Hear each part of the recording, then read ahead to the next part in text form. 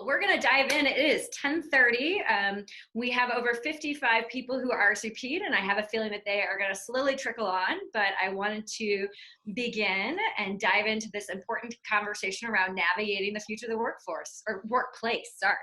A couple weeks ago, I was having conversations with Matt B about just how do I navigate this? What is he seeing? What's happening? And I thought, we need to pull together some experts and have this conversation because it's very relevant to what's going on, both from COVID and various other things happening in this world. How are we navigating this new abnormal?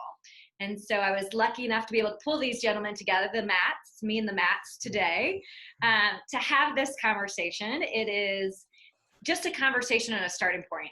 What I've learned from doing crazy amounts of research is there's all different opinions out there and nobody really knows the answer. It's just us starting the conversation, trying to figure it out, navigating it together. And and I'm excited for this conversation. So I'm going to turn this over to the Matts for them to introduce. I guess actually pause. Let me introduce myself. My name is Stacy Taubman. I am the founder and CEO of Rise Collaborative Workspace. We are a female-focused co-working space that opened in St. Louis in 2017, and then we brought it to good old Denver last year. So it's been an interesting ride. So my perspective is both from the real estate, community, business kind of perspective. And then Matt B., you get to go next, and you bring an interesting real estate perspective. Yeah, and it's shocking that you were able to find two Matts to be on this. There aren't many of us in Denver, so. Well, next time it'll be me. It'll be all the Stacys and the one Matt. So yeah, Matt Brower here. I'm the owner and managing broker of Column Commercial Partners. We are a full-service commercial real estate brokerage company based here in Denver. We do work all over the country and even have an office in Calgary, Canada as well. I'm also the CEO of OfficeChief.com, which is where companies go to find help with an office move, or to take people remote, or to just redo something with your current space. I also am a host of a podcast called The Industry Alchemist, where I interview other disruptive entrepreneurs that are, they're pushing against the norm in their industry, whatever that looks like for them. Because I want to hear their story. I want the listeners to be inspired and kind of learn from what they're up to and moving our lives forward. So that's me. Yeah, and you were one of actually the first people I met when I came to Denver, and you've been such a wonderful support and a great resource when it comes to real estate. So thank you. Thank you. Yeah, it was great. We sat at the same table at that EO event. I remember it well. Absolutely. And Matt T., thank you for joining us today. Can you tell us a little bit about yourself? Yeah, absolutely. Thanks for having me. Honored to be here. After all the things that Matt B does, I'm like, geez, I guess I need to get some other things going. I don't know where my energy comes from, but no. Yeah, when you said you already had a busy day, it's because you got 6 different companies you're running. I totally get it. No, that's great and really inspiring, Matt. So thanks for sharing. Matt Talbot, one of 3 co-founders, and I'm the chief executive officer of GoSpotCheck. We're a mobile software as a service company, and we work with large brands to help enable their mobile workforces to track activity and better execute in the field. So this is everything from kind of consumer goods companies, retailers, restaurants, facilities management organizations, med device companies, anyone that has a large mobile workforce or a small mobile workforce that wants to get better eyes and ears on the field. We equip that with our software. Started the company in 2011, so we just hit our 9-year anniversary in May. Oh, wow. Yeah, which is kind of hard to believe. Yeah, it's been a heck of a journey, and it's some other time I'll tell you the whole story on our founding story. But really lucky. I focus a lot on our kind of long-term strategy and vision for the company. Also do our fundraising. We've raised about $70 million of venture capital to help scale the business. Just about 100 employees based in Denver, all in Denver for the most part, and then my other main focus area, which I'm going to definitely integrate into the conversation today, is building and developing culture. Because I think that, at the end of the day, the team creates the outcomes. You can have the best strategy in the world, the best product in the world. The only thing that really matters is having a great team that's highly engaged and feels comfortable and safe to do their best work. So that's a lot of the perspective that I'll bring to the conversation.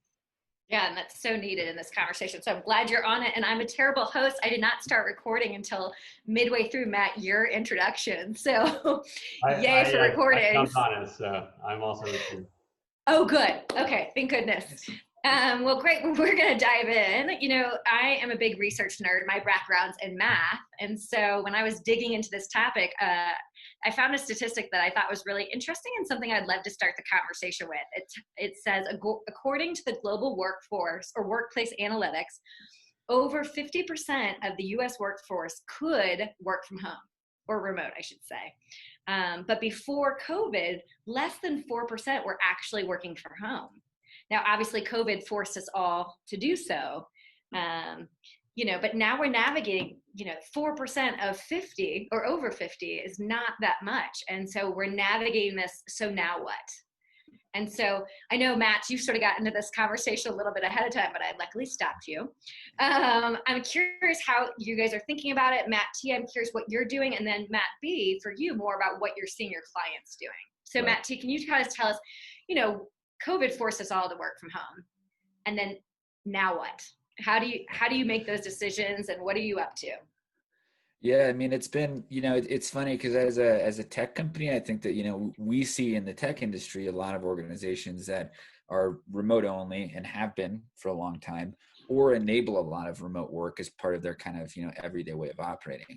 For our organization in particular, we were very office focused, and we relied a ton on kind of synchronous communication. You know, I think if you asked our team, a lot of the feedback you would get is that one of the things that makes our team really effective is the fact that we have a very kind of open door policy. In fact, our office layout is built to support this. So there's almost no walls.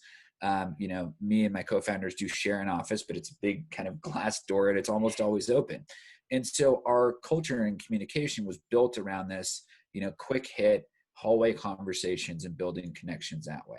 And that's been a huge asset, I think, for our team, because we tend to make decisions very quickly. We tend to rely on a lot of informality versus formality. And it's built a really great sense of kind of shared purpose and shared way of working. And you know, even tactically, I'll go even a little bit further. One of the things that I've always thought is very important for the office is that almost all of our desks are configured to be standing desks, and we have chairs that are kind of high drafting chairs. And so that means people can sit, but they're still at a higher desk. Why is that? I love that because you can walk by and begin a conversation without looking down at somebody who's sitting at a lower desk.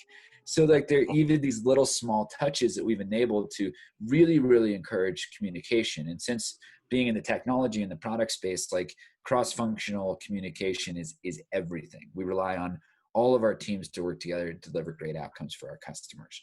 So moving into a remote environment for us was like really different, you know, and we're lucky because there's nothing that requires us to have physical presence, right? We're a digital company. We are part of that group that said, yeah, we could work from home, all of us, if that's what we wanted. Now, should we, or do we want to? That's a very different conversation. We were on the earlier side in terms of saying, let's all work from home and be safe when it comes to COVID.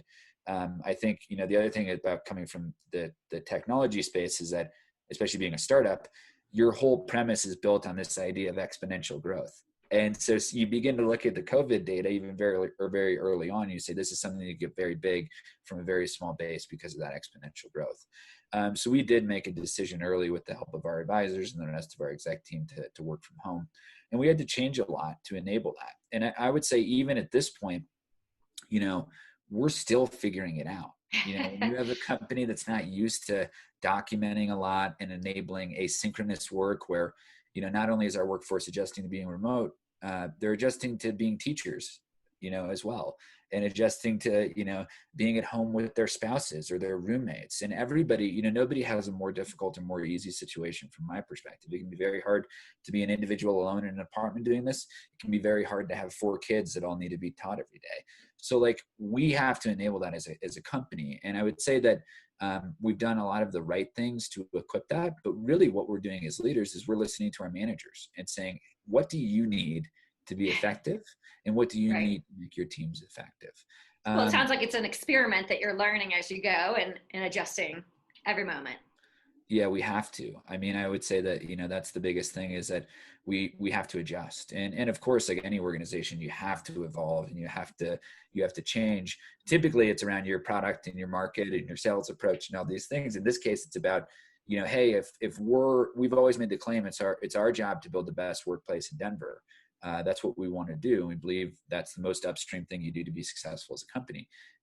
Okay, now we have to do this in a totally different way. You know, being 9 years in, we have established ways of working that are hard to break. So that was a lot, but I'd say that's been the biggest shift for us. Is just, what does this look like? How do we be experimental and how do we adjust? And as we get into the conversation later, I'm happy to walk through some of the tactics that we've employed. But that's kind of the first thing, is just going, oh my gosh, this is completely different.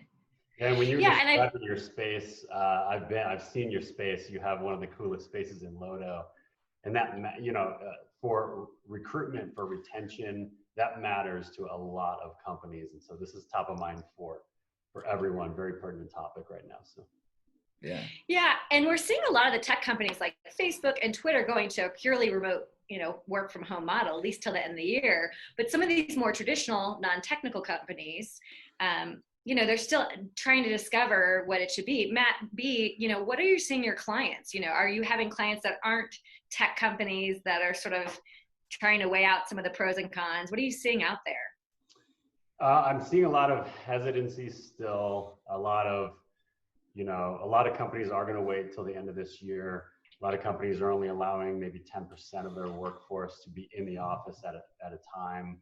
And maybe everyone's trying to create a structure where a portion of their team can go in on certain days, but no one's in the office all at the same time. There's a lot of discussion in the architecture and design community right now about what the future of space is going to look like to make it safer, basically make it cleaner, make it more space per individual, so that we can actually all be together again someday. Yeah. But everyone's just really in a discovery, wait and see mode, just as kind of what Matt's talking about. So that's what I'm seeing so far. Yeah, and I'm excited to talk about the workspace changes in terms of strategy and safety here in a minute. Just sticking on that topic a little bit longer, that same organization, Global Workplace and Analytics, they said a typical employer can save about $11,000 a year for every employee who works remotely half the time. $11,000 a year. I mean, that's a lot of money for companies. And so, Matt B, you brought up safety, but when we're thinking about just survival in this pandemic, and the bottom line, that's a lot of money. And so I know a lot of companies are thinking through that, but this work from home thing has been a topic of conversation before the pandemic, right? This has been a movement that we've seen. It's just sort of forced it. So what goes through my mind is, if every company can save $11,000 per employee, that they do this half time, why aren't more wanting this? Or what are some challenges or things that we're missing in this conversation if we just purely look at that number? Right. I think there's a lot of research being done right now. Cornet Global, which is a international kind of real estate, commercial real estate organization that does research, supports the industry, supports very large multi-location companies. They've done a lot of research on this. They actually, a recent survey that they did resulted in 69% of companies planned to shrink their office footprint because because they allow, they're going to allow more people to work remotely, which obviously, they don't need as big of a footprint anymore. Gartner, just to throw out a couple more here, Gartner is a big analytics research company.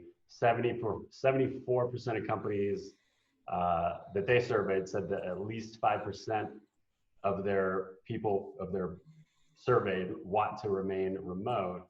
Most of those companies, though, actually the number was closer to 10 to 20% of those workforce of the companies wanted to actually remain remote for at least half the time or whatever. So the numbers are pretty striking. I think what has surprised a lot of companies is that, oh my God, we can actually be just as efficient and effective, if not more, by working remote. And yeah, it took 2 to 4 weeks to kind of put everything in place to figure this out. But I think a lot of people are intrigued right now about how easy this can become as we move down the line here.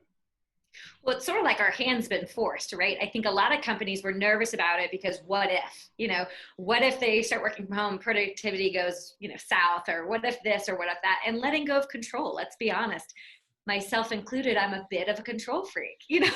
It's scary to let go of control where COVID forced many of our hands. Matt, too, how does that statistic land for you? This idea of companies can save upwards of potentially 11,000 per employee.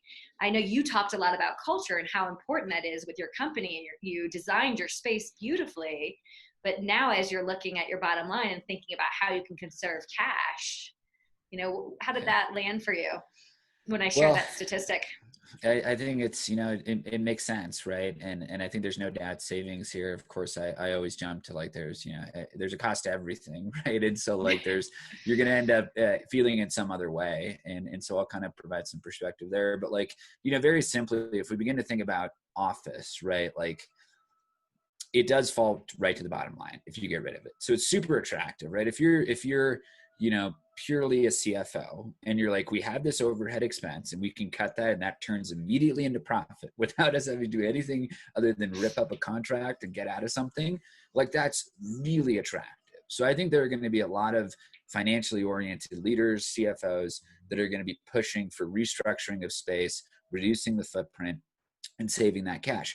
And that's great for a business, right? It enables more funds to put into R&D, sales and marketing, things to differentiate your product and company in a way that's meaningful to your customers. So like it really rings true. For us, when we look at office, you also have to add on all the other things that go into to the office, right? So our office, it was important for us that we were in a great high energy and inspiring location. I think that there's a huge connection between one's work environment and one's ability to be productive and creative. And so a beautiful space in a high energy location has a maybe immeasurable impact on people's ability to come in and be inspired and feel like they're really doing their best. Like there's a ton of research that supports this and shows that it does make an impact. For us, by making that location decision, one of the costs that we had to take on that we only thought was fair was to cover everybody's parking. Oh, wow. That's really expensive.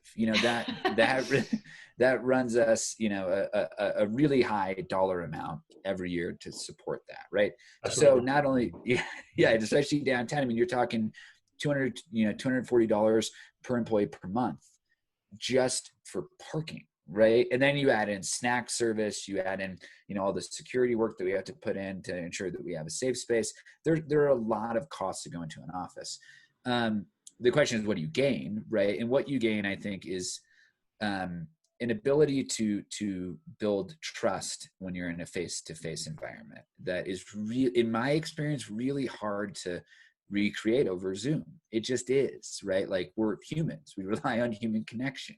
Yeah. We rely on building relationships in a way that feels natural. And like, this is awesome. I'm really enjoying this discussion. At the same time, I'm like staring at a screen 18 inches from my face in my basement. It's like, I'm not getting as much of the energy as I would if we were face to face and we had an audience in front of us and we can make eye contact with people and say, is this point landing? Do people want us to expand on this? Really hard to do, right? And multiply that by every team and every team working together. Yes, there's a dollar savings, but there's a real culture cost. And, when I look at what has made our culture effective, and I think what's really important is, I'll pull a quote from one of my favorite leaders, or at least one of my favorite books on leadership, which is Bill Walsh's book, The Score Takes Care of Itself. And he says, that the key concept is that a team at its best is about connection and extension. And he says, this is the quote: combat soldiers talk about whom they will die for. Who is it? It says guys right next to them in the trench, not the fight song, the flag, or some general back at the Pentagon, but those guys who sacrifice and bleed right next to them. I couldn't let my buddies down. And I think about our team, I've heard this directly from our team members. It's like, I went above and beyond and worked late because my friend needed this to get done. And that's so powerful. And the key question is like, yeah, you might be able to save some money, but can you effectively recreate those relationships of trust and commitment in a remote only environment? I don't know. To me, that's like the big fundamental question that we're grappling with. At the same time, we also know and respect that some employees will be much happier working from home. They get rid of the commute. Maybe they can live in a more rural setting. Maybe they can have more time with their family. These are all trade-offs. So the complexity of this is just, it's much bigger than, a dollar savings, of course.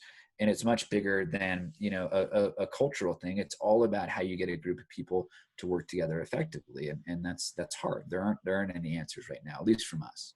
Well, and that's why I think this conversation is so important, because I think so often in these situations, the pendulum swings, right? You either pick one side way over here, or you go way over on the other side, because let's be honest, the middle, the idea of and versus or, is a much more complex conversation. It's very nuanced. It's, people want black and white. It's much easier to say it's either this or it's that. And what I would love to see the world, not just with the workplace, is entertain this concept of and.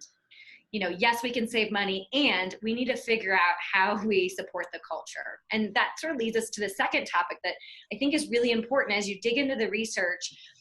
While the work from home during the pandemic was very successful in some ways, more so than I think a lot of companies expected, we had a lot of special circumstances behind that, right? I read something about, we can't use that data point as a data point, long-term data point, because how you're functioning in a pandemic versus how you're going to function long-term may not be the same. When your job's on the line and you're fearful, you're going to behave one way, right? Versus, I'm used to it, I'm going to go take the dog for a walk, or this or that. Yeah. But nonetheless, a lot of companies are navigating this concept of the hybrid workforce or the hybrid workplace. I read something, a lot of people are like, the offices are dead. That's something they were saying about retail years ago. Retail is dead. And retail wasn't dead. It was that retail had to evolve and change and become much more of an experiential activity and things like that. And I think that's what we're seeing with the office space. It's not that it's dead per se. It's that it's going to have to evolve, and we're going to have to navigate this hybrid. Right.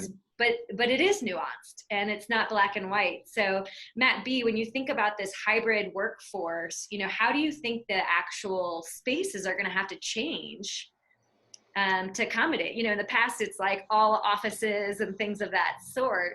Right. It's going to be a different experience from the design element for companies. Years ago, we went from, hey, everybody is in their own individual office with a door that I can close, to swinging all the way more recently into wide open, everyone's just in a cubicle so that we can collaborate. And then it was discovered, oh wait, maybe that's not the most efficient way to work.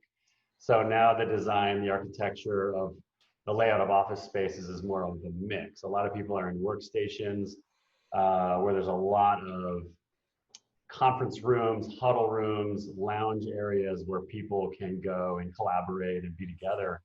And that's where it sits right now. And what's going to happen, I've been on several webinars in that community. What's going to happen is that, people maybe still will be in workstations, but it might be, to Matt Talbot's point, one might be a stand-up desk, the next one might be a sit-down, and then the next one might be stand-up.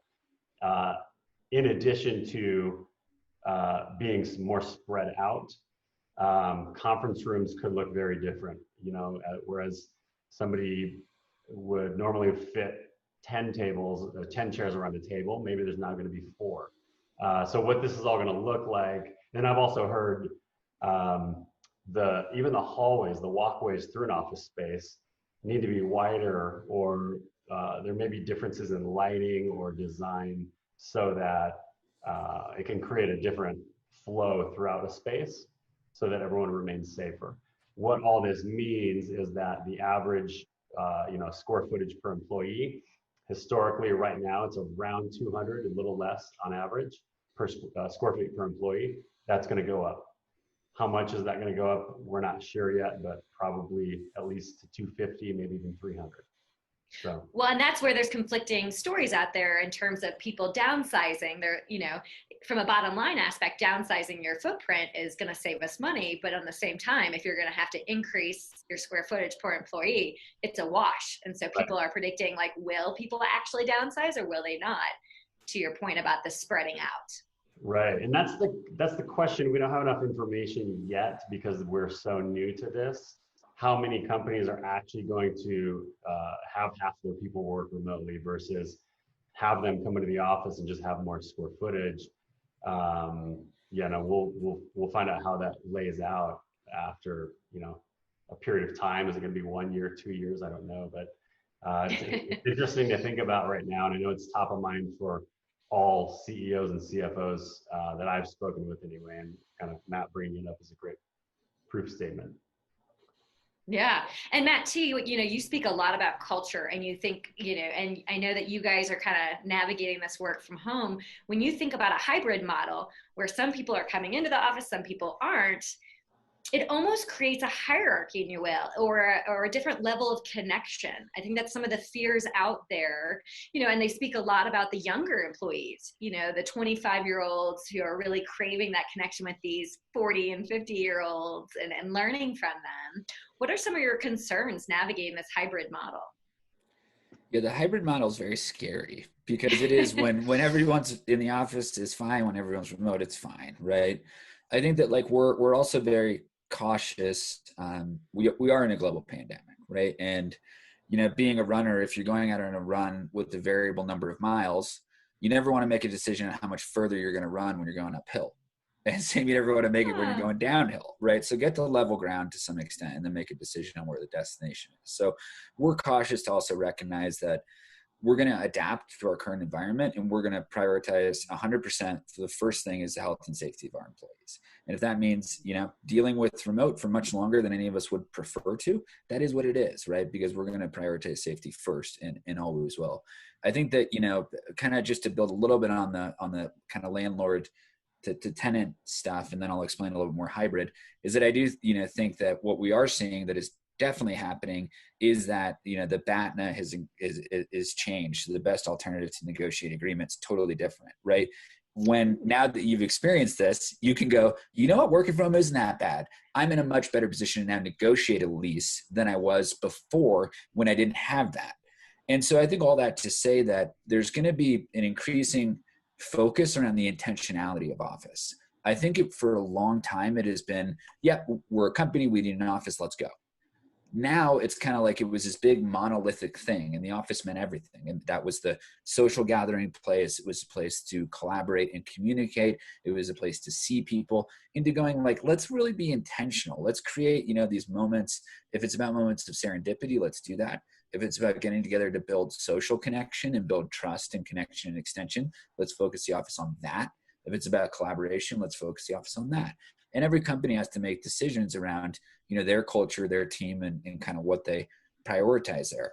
But I do believe the scary part about hybrid is that it can very quickly turn into a kind of to your point, the haves and the have-nots, right? The people that are in the office get more information. They're able to influence decisions. They're able to participate with senior leaders. And those that are remote are kind of the afterthought. Mm-hmm. So our perspective is if we move into a hybrid position, which I think, is going to be somewhat likely in the next 12 months, where we either begin to reopen to 30 or 40% of the workforce, maybe on a rotating schedule, we actually have to behave remote first. Always. So even if we're hybrid, it's I wouldn't be surprised if our meetings are still taken over Zoom at an individual's desk, even if they're at the office. And the reason why is that we've experienced this, and because we have had a couple people that were remote along the way.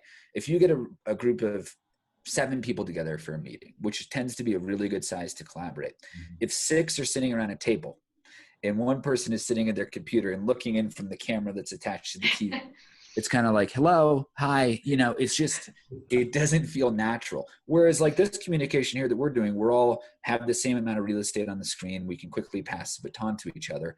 I think as we go hybrid, we're going to still look remote first, and we're going to have to operate that way. And that is tricky to manage, because that's, it kind of loses some of what people want in the office, which is that face-to-face collaboration. The most important thing is to orient towards those that aren't in that space, because any type of that division or the haves and the have-nots, from my perspective, can erode a culture very, very quickly. And you're going to end up in a position where those that are staying remote, and it could be for very personal reasons, it could be for preference reasons, will begin to get disengaged. And, again, since we're so focused on engagement as a company, that's the last thing that we want to see. And we're going to have to do a lot to support that. And we definitely don't have all the answers for that yet, but that's our general working model, is that even if we begin to re-enter in the short term, we're going to look remote first. And it's the only way that we can keep the level playing field for everyone. Yeah, and looking at the research has been really interesting. You know, Denver and several other cities prior to COVID, hiring talent was really tricky. The unemployment was so low, and you know, talent is always an issue with any company. I mean, different time we're in now, but it's interesting to start thinking about this long term. If you do have some of a remote workforce in this hybrid model, how does that change your hiring structure, and how does that change your pool? Goes from Denver or St. Louis or whatever city you're in to, wait, I could pull from the whole wide world. Yeah. So I know that companies are trying to navigate that. Matt B., I don't know if any of your clients have brought that up to you in terms of hiring, or how this is sort of changing their perspective on that or not. I'm throwing you a curveball because I didn't really tell you I was going to ask you that. I don't know if you've talked about that with anybody or not. I can always throw it back to Matt T. Yeah. No, it's a great point. Actually, I have two close friends that are CFOs in transition. They've been looking in Denver for a few months. They're now starting to get calls from companies outside of Colorado because it doesn't matter as much where you're sitting because of everything that's happened. So and that's going to work for some companies. It's not going to work for others, but it does make it easier to be more. The podcast, Industry Alchemist, is a great example of this. It historically has been a Colorado-based podcast. I'm getting contacted from CEOs in California, in Toronto, and like to be on the podcast. It's just, you know, so easy to do that now because of the technology we've implemented. So it's, yeah, go ahead. No, I was gonna say it's the technology, and it's kind of the mindset too, to be honest with you. You know, Rice Collaborative has a mentor program connecting high school girls to our members. It's something I'm very proud of, and we had it in St. Louis. And as we were thinking about bringing it to Denver, I was very stubborn about, you know, wanting them to come into the space and it being this in-person experience. And, you know, the technology, Zoom, has always been around, but this idea of being forced into it is kind of opening our minds. And now I'm like, wait a minute, we can have our mentor program globally, right? Imagine the impact. While Zoom does have its drawbacks, it also really allows you to make a bigger impact in the world. And with hiring, I know as an employer, that's really important. But, you know, as a owner of a co-working space, and a women's co-working space nonetheless, I think a lot about the challenges that caregivers have. Not that women are always the caregivers, but statistically that, you know, more often women are the caregivers than men, but men still are caregivers at times. And work from home definitely creates challenges for that, navigating being a caregiver and still being productive. Matt T., how are you navigating that with your, you know, whether it's a man or a woman, but these, you know, these people are no luck, to your point you said earlier, they're not just your employers or employees. They're not just coming to work. They're sitting there and they have their children at school and their parents might be sick, you know, whatever it is. Being a caregiver at the same time as being an employee can be challenging. And so how are you supporting them through that? Yeah, it's been, you know, I have two kids. I'm super lucky that, you know, my wife, you know, job is taking care of the kids, and we're really lucky in that regard because it allows me to work a full day and be on. So many of our employees are, you know, have both parents working, and that is so hard to navigate. And I have a tremendous amount of respect and empathy for everyone going through this situation because it is so hard. What we've done is we have focused, for instance, one of our senior people, one of our vice presidents actually, is beginning to shift to an alternate work schedule. So he, at least once or twice a work week, will be working from 7 p.m. to 10 p.m. And it allows him to take care of his daughter during the day. And he's also, like, frankly, without getting interrupted, I can do all the work I really have to do in 3 hours in the evening that would probably take me 8 hours during the day, with meetings, interruptions, Slack messages, right? And so, like, we're going, by all means, do that. And so how we're supporting that tactically is we've set up a few principles of operating in this environment that I think are really important. And they're kind of as follows. One, make it very clear and obvious what your schedule is, because so many people right now are like, okay, I'm going to be working from 9:30 a.m. to 11 a.m. And then I got the kids from 11 to 1. And then I'm back from 2 to 3. And then I'll, you know, and like, that's great. We have to support that. We have to be very forward in thinking about it's super important, the work that we do. I think it's arguably much more important to ensure that our kids are getting a great education and that their parents are there for them, right? Like, let's be honest, software, child development any day of the week. So we have to ensure that the parents can do that and feel free to do that. So just make your schedule known. So we actually have like a Slack icon that's childcare duty. People just throw that on whenever they're on childcare duty, and then all their teammates and everyone else in the company knows, like, hey, they're not going to get back to me. So be very open about the schedule.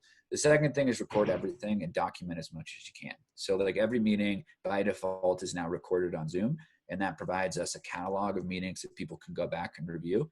Kind of the nice part about that too is that they can watch it at 2x speed. And so they can get through the content often a lot faster. We're leaning a lot more on what we call things like decision memos. So writing up, if you need a decision, give me the context, give me the financial impact, and give me your recommended decision. And someone can just consume that whenever they need to and give a yes or no, which is really great. And then the last thing that's been really important, we realized as a company, one of the things that we do well that I think shows up in our amazing customer support and customer success teams, we're very, very responsive. And we've built a culture where if someone sends you a message, it's kind of implied that you're going to respond in the next 5 minutes or less, right? That doesn't work when you're juggling all these different responsibilities, and rightly so, that shouldn't be the expectation. So we now said in any message, number one, try to not do direct messages on Slack. Try to post everything in a public channel. It allows other people to get context, and if somebody needs to pick something up, they can. But second, on any request, please put the priority and the timing. And we tend to operate in a way, again, we're a fast moving company, like everything is ASAP and everything is urgent, right? Reality is that like most things, 24 hours is going to make a difference, right?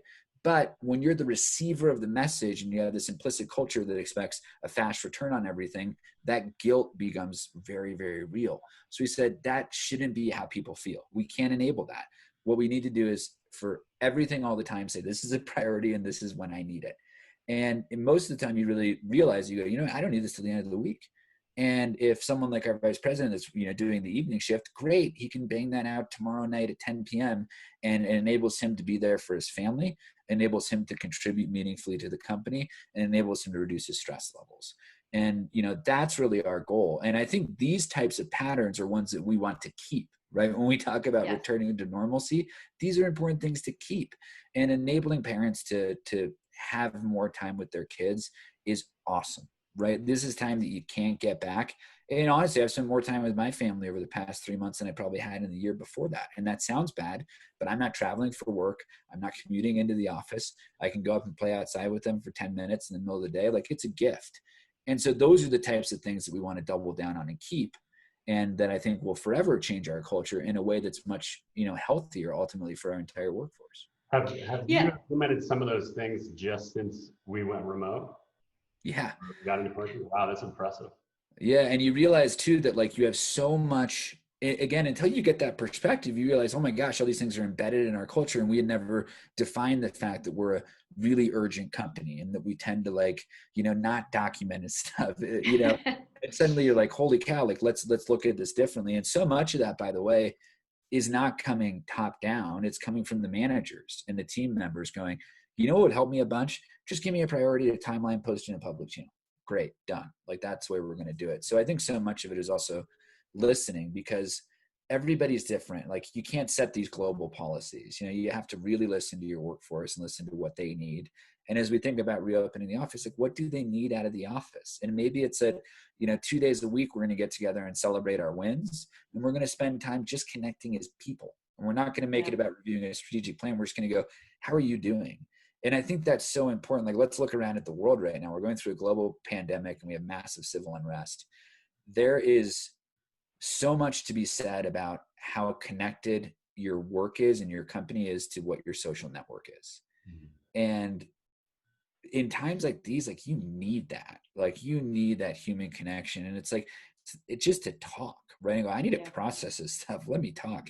We found that it's a little bit harder to recreate digitally, but we're still trying to enable that. So again, it kind of gets back to that spirit of, I think there will be increasing intentionality across all of these different touch points for a workforce, and office is one of those really, really critical touch points. Yeah, and I appreciate you talking about the intentionality and this idea of connection. We're more connected than ever before, but we're more disconnected. And this loneliness epidemic has really been talked about even before the pandemic. And, what I think a lot of companies need to be thinking about as they downsize, potentially, is how to keep their employees connected and feeling connected to the community at large. So many people in our community at Rise Collaborative Workspace joined our community because they were remote workers. And while they love the flexibility, they love the freedom, there's something to be said about getting dressed, getting ready and having a place to have connection conversations. That coffee talk, if you will, is life-changing. It energizes you, it changes how you work. So I think people are craving less, I have to work from home all the time. It's more, I want the flexibility to choose where I go. And maybe it's a women's workspace where you're surrounded by other women propping you up, and maybe it's something different. But I think we really need to start having the conversations with companies. How are you supporting your employees so they can make that choice? Because, Twitter and Facebook working all from home, that's lovely. But I can promise you there's so many people that are going to feel more disconnected than ever before. And that's where I think co-working really is a wonderful opportunity for companies to still engage and have a different place for their people. Matt B., in terms of co-working, I know that you see companies using co-working all the time. Yeah. What are your thoughts on this whole idea of using these other resources aside from your offices to help still engage your community, your employees, and giving them a perk even? I think it's a great point you bring up, and this is a perfect argument for why you would want to join a co-working space. And, Matt, you mentioned I don't have to commute every day and things like that. I think a lot of people are going to get used to not having to do that, and you're going to want to do that less and less.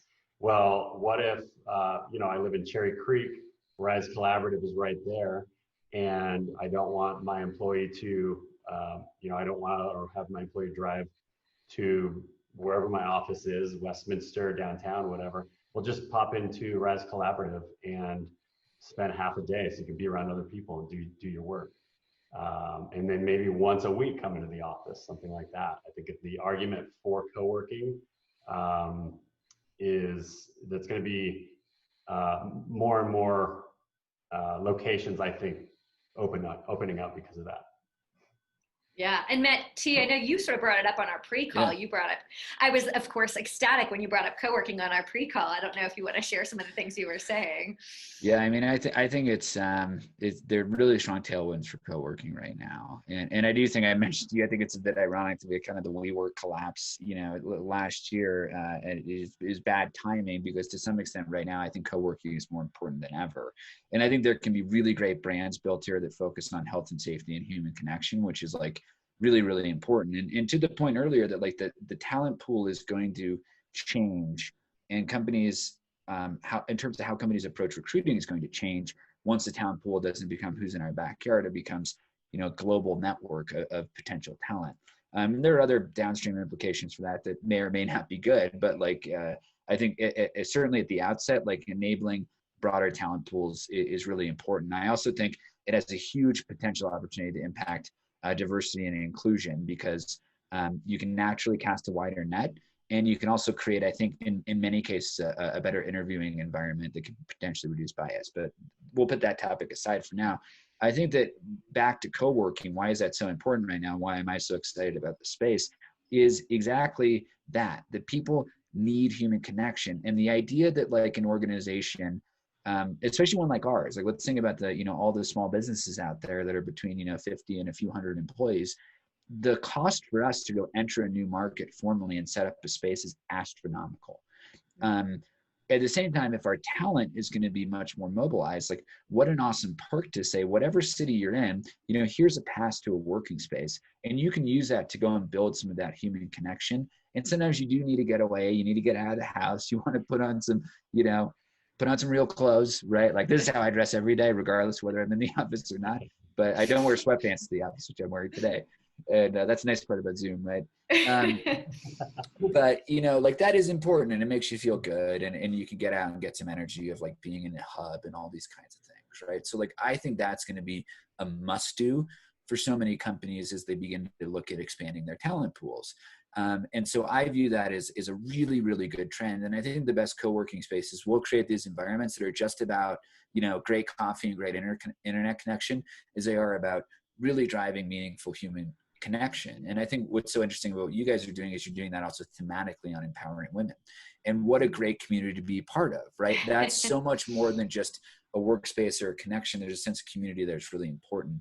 And again, this all comes back to the same central theme for me, which is that great, engaged, and happy people make great employees, which make great companies. It's so you have to operate from that place of like, how do we ensure that our people aren't lonely, aren't feeling isolated, feel social connection, feel safe? You do those things and it's just going to be physically different than how it has looked in the past. And that's honestly very exciting. And I think is great for a lot of people, especially if you're in a very high cost city and you want to look at moving to maybe a more affordable place to raise a family or to look at better schools. Suddenly that's open to you as an employee that maybe that wasn't just even 6 months ago. Yeah. But the key, I think, oh, go ahead. Well, I was just going to mention the cost perspective of this too. You mentioned going back to the $11,000 per year. It's not, again, co-working is not going to work for all companies, but my gosh, the savings potential is huge. Yes. Yeah, the annual membership is definitely much lower than 11,000. And I'm obviously biased, but you must not provide kombucha at your. No. Not yet. We live by the quote, "You are the average of the 5 people you spend the most time with." It's a quote by Jim Rohn. And it's such an important thing to think about, right? It shapes your reality. It shapes what you think is possible, how you feel.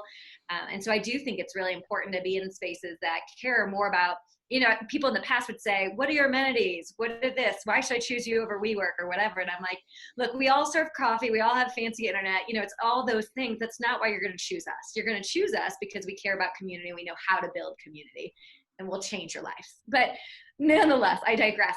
We have about 4 more minutes of conversation, and then I'm going to turn it over to Q&A. I'm noticing that people are putting messages in the Q&A, or the chat, I should say. Feel free to do so for the next 4 minutes, and then we'll kind of take a peek and try to answer a couple of these before we wrap it up. The last thing we've touched on, but we haven't gone as in depth, is this idea of safety. I think that's top of mind for a lot of people. Safety in terms of physical and health, but also psychological safety. Matt T, you kind of touched on it. This is a really challenging time, not just from the pandemic, but these civic issues. I mean, the psychological safety that no matter who you are, how you're going to feel in terms of your workplace is so crucial right now. And of course, the health aspect, where a lot of people are fearful. So I'm curious how you guys are navigating safety, or Matt B, what you're seeing companies are navigating safety in terms of the workspace. I know you've alluded to a few of the changes, but I don't know if you've seen any company really nail it, or you've been impressed by the things they're doing from a safety perspective.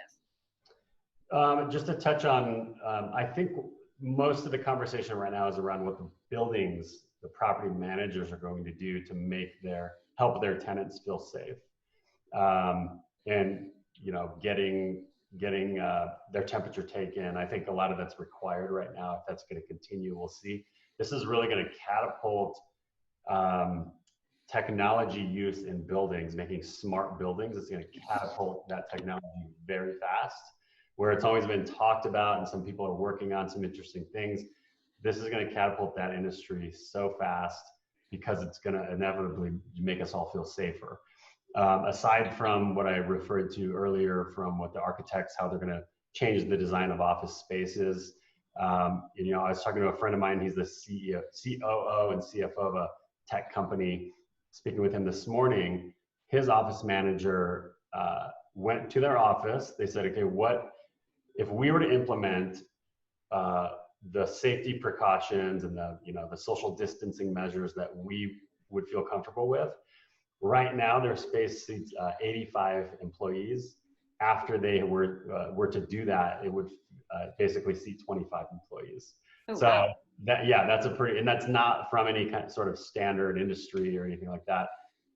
That's just what they would do to feel comfortable and have their employees feel comfortable. I think that's probably one end of the spectrum, but we'll see. It's definitely top of mind, and I haven't had many of those conversations in terms of what companies are doing, because a lot of them have not started re-entering yet.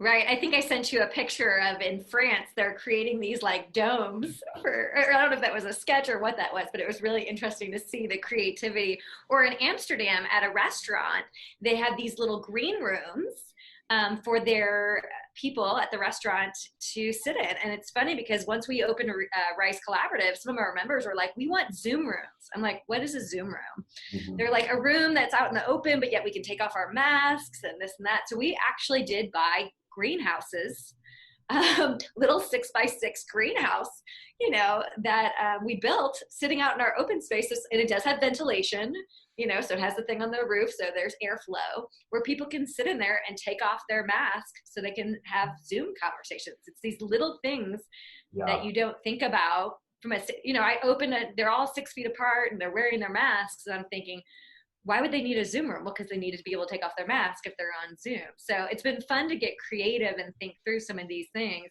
Matt T, from a safety perspective, if and when you do reopen, how are you navigating that?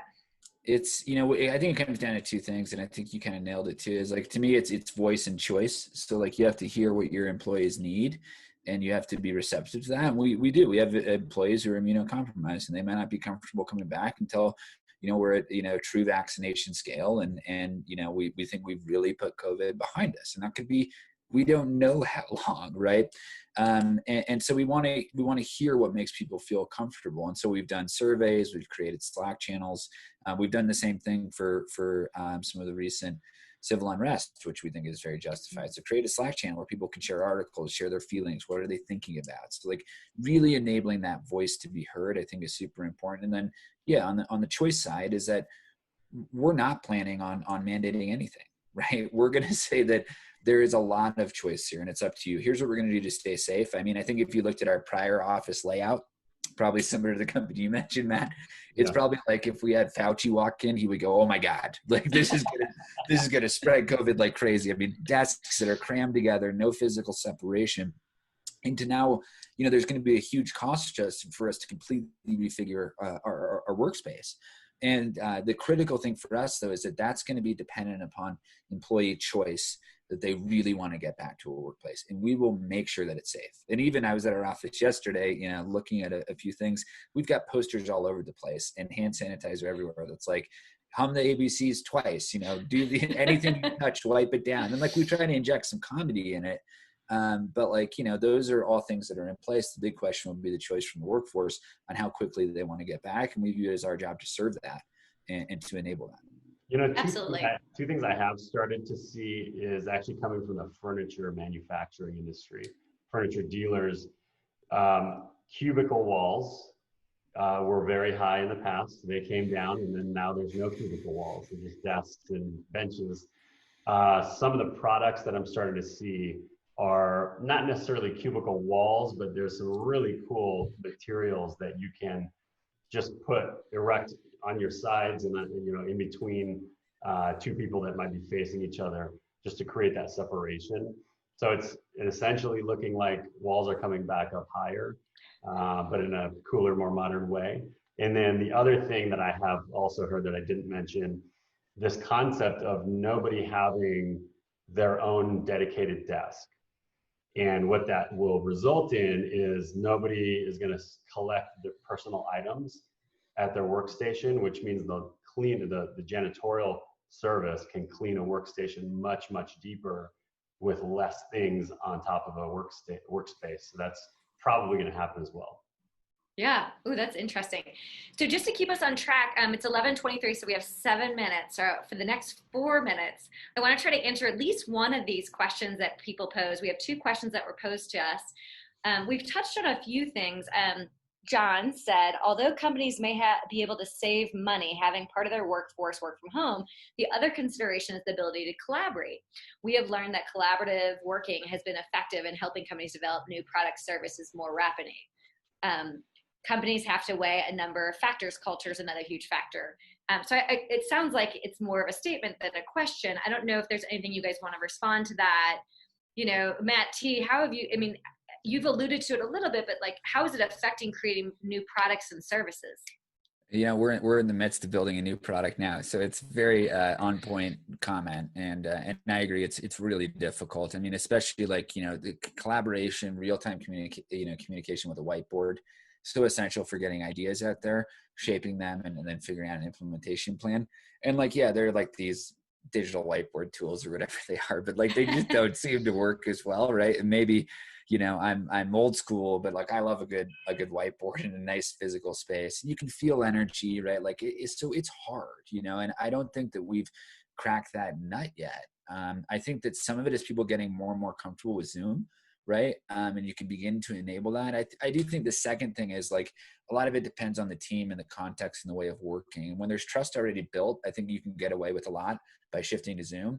I think if you're doing something new and bringing in somebody new or a new team and trying to create that over Zoom, much more difficult, right? So you have to think about different strategies. I will say one last thing that's been really effective for us is we have what we call a GSC leaders meeting, which is kind of all of our managers and key leaders in the company. It's about 20 people, so it's a large group. What we've done for those meetings is like a 20-person Zoom meeting, very low engagement. You can utilize the Zoom room feature though and break into small 4 to 5 person breakouts. So we like set a topic and then we go into smaller, 4-person Zooms. We all discuss and then we come back together and one person reads out. And I found like things like that are helpful, but they still don't necessarily recreate some of the magic of collaborating together over whiteboard. Yeah. And speaking of whiteboard, Matt, B, you have your whiteboard right behind you. So you obviously agree with him. I'm a big fan of whiteboards. Yeah. Yeah. The second question we've sort of hit on a lot, so we're not going to take too much time. Joshua was saying, what are your thoughts on having a one-size-fits-all model and navigating that? Can each employee have a choice in how and when and where will they work? Does that become an HR nightmare to managers? Matt T, you talked a lot about, choice and this and that. I do hear what he's saying, this HR, does that become an HR nightmare to manage? I hear that. I don't have a lot of experience with HR managers, and Matt B, I don't know if you do. So I don't know if you want to jump on that because Matt was just talking, or if we want to throw that back to Matt T again. Either one. I think it's a great question, and it's very thoughtful, and it is going to come down to choice. I think it seems to me like most companies, most managers are going to allow their employees to make their own choice because they're not going to want to have anyone feel uncomfortable by, dictating, hey, we're all going to be in the office now or whatever. So what HR nightmares that might cause, I don't have enough experience about that either.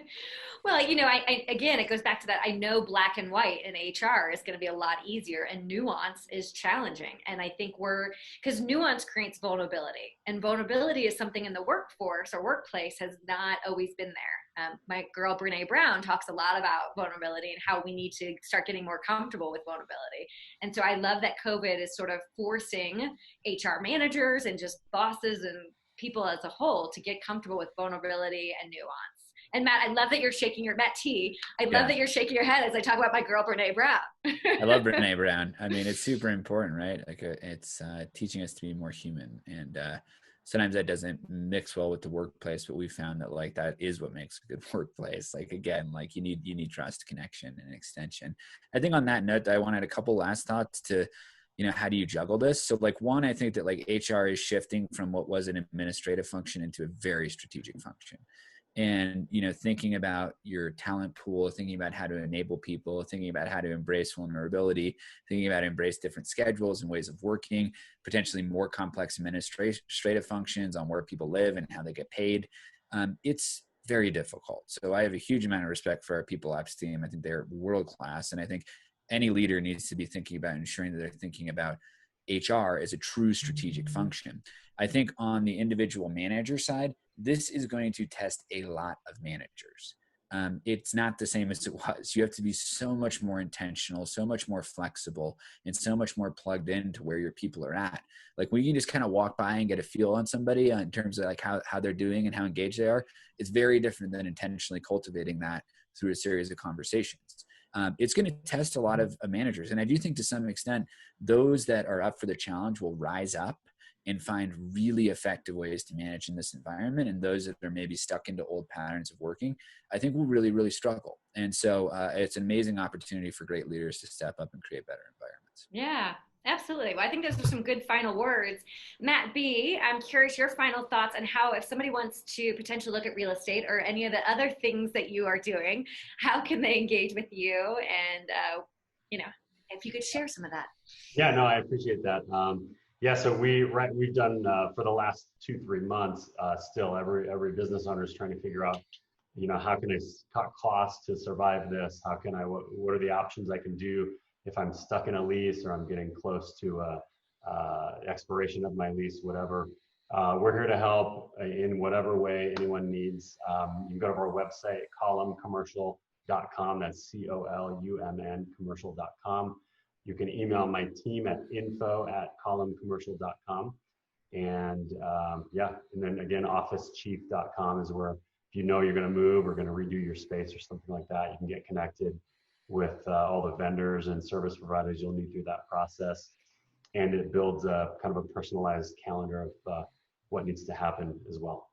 And your podcast? And podcast, industryalchemist.com. We have some great, I'm actually going to put this on that platform as well, because this has been an amazing conversation. And Matt, I might hit you up for, like, you're doing some really cool things with your company, and you could have a lot to add to that conversation. So yeah, we have a lot of topics on that. That's any platform where anyone would listen to a podcast, so we're on there. So yeah, and it's a great podcast. I enjoyed being on it, so thank you for featuring me. Right. Yeah, and I've really enjoyed this conversation. And Matt T, I really appreciate how much you've talked about intentionality of leaders. Something at Rise we believe strongly about is you have to be really intentional about building connections in your social capital. One of the biggest predictors to success in business is social capital. But that same research shows that women and minorities have access to less and different social capital. So as the founder CEO of Rise Collaborative, my whole mission is how do I give women more access to social capital, and how do we get women more plugged in and feeling like they can take on the world. And so we're so excited. We are launching Rise Digital, which is going to be a digital platform that gives, it's a curated community and gives women an opportunity to have a one-stop shop to be able to learn and grow. The teacher in me is so excited to be able to continue to help our members learn and grow. We'll be a great resource for companies to help with their people to learn and grow, and great interviews and opportunities like this. So I hope you all check out our Rise Digital, or come and visit me in person in Denver or St. Louis. Getting out of the house and having a place to work, it changes how you feel. And so I look forward to meeting some of you all. You can find us at riseworkspace.com, or find me on LinkedIn, Stacy Taubman. And Matt T, how can people find you? And I know we're past time, I apologize. It's really stressing me out, but no, all good. Yeah, it was a pleasure. Stacy, Matt, you guys are really interesting and awesome panel partners here to discuss, and super impressed with what both of you guys are doing. So thanks again for thinking of me and having me on. I'm on LinkedIn, Matt Talbot. I think it's just /Matt Talbot, maybe, I don't remember. You'll find me, Matt at GoSpotCheck.com is my email. Hit me up there. Always happy to talk about leadership, culture, management, anything top of mind. So don't hesitate to reach out if I can ever be helpful. Great.